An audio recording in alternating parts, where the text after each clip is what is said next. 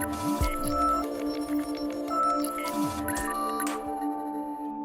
good people, how you doing? David Taub here, co-creator of NextLevelGuitar.com. Hope all is going well, and I hope your guitar journey is going famously. There are just so many choices on the market when it comes to pedal boards. Pedal boards made of different materials, pedal boards made different ways to mount the effects to the board, pedal boards in all the different price ranges, different levels, different surfaces. Just it's overwhelming, it really is. But there's so many cool choices out there. I thought I'd tell you a little bit about the board that I finally went with and why, the positives, the negatives. This is made by a company called Pedalpad, and this is the Axis AXS3. Part of the thing that you have to do with all the pedal boards out there is funnel your choices down, because you're probably like, where do I start? How do I know what to look for? Well, you got to funnel your choices down by a few things. The first thing is you could funnel your choice down by budget, right? There's no sense looking at a $400 pedal board if you have a $150 budget. It's the type of board, how the pedals connect to the board. Most of the boards, the pedals connect by Velcro, but there are some boards out there with different holes in them, and it uses like a cable system to mount your effects pedals.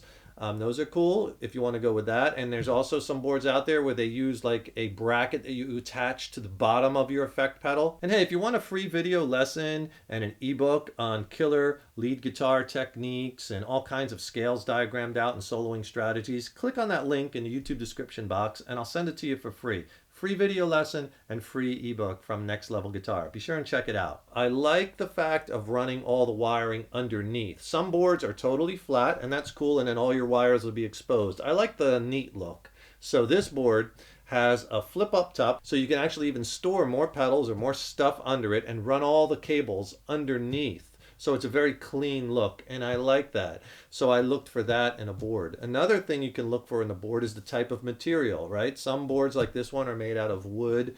Some are made out of aluminum, some different types of metals, and that affects things like the weight and the look of the board. So you could funnel your choices down by that. And also I wanted one with a hard case because I gig a lot and I'm out on the road a lot playing shows, so I need something very durable and I wanted something to protect all my gear.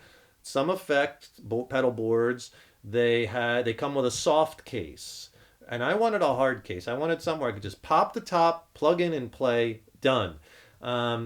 Now, you could always buy a board that doesn't come with a hard case and then buy a separate case, find a hard case that will fit, but that's another step, and you have to find a case of the same, the dimensions have to be right.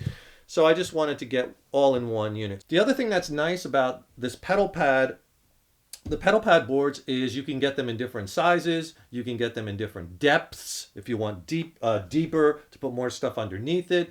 It's very customizable. It comes in a myriad of different Tolexes that you can customize the color and the texture, all kinds of cool colors and stuff, because now there's a huge movement in all kinds of gear that not only should it sound good, but it's got to look good too, right? So they give you all kinds of options, as well as, this is a big one, the options for your inputs and outputs. Now, if I turn the board on the side, you'll see here I have 3 1/4-inch, these are TRS plugs, and I have 3 around the back. Now I have tape on them to make setup easy so I know which cable goes where. These are locking, and these are awesome, and you could customize how many you want. They have a template on their website, so you could pick the position you want them on your board, on this side and this side. I also have, this one has the AC plug, so plugs in to power. I'm powering the my Voodoo Labs power brick. You definitely, if you're gonna have a bunch of effects, you need to have isolated power. Forget about the idea of daisy chaining. You'll get all kinds of noise. It doesn't work. Get yourself a good high quality isolated power brick. You could also get this board you could get it with a MIDI connector if that's your thing. You could get it with USB. You can get it with as many ins and outs as you like. You can get it with the AC jacks, you can get it with XLRs. Please subscribe to the channel. Subscribing to the channel here really helps us.